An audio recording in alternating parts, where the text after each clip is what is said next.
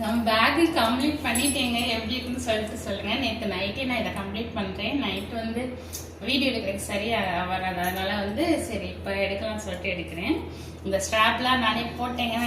நல்ல தடிமனா போட்டிருக்கேன். ஏன்னா வந்து நமக்கு இந்த பேகு நல்ல தடிமனா இருக்கா, அப்ப நம்ம ரொம்ப தின்னா போட்டா அவ்வளவு நல்லா இருக்காது.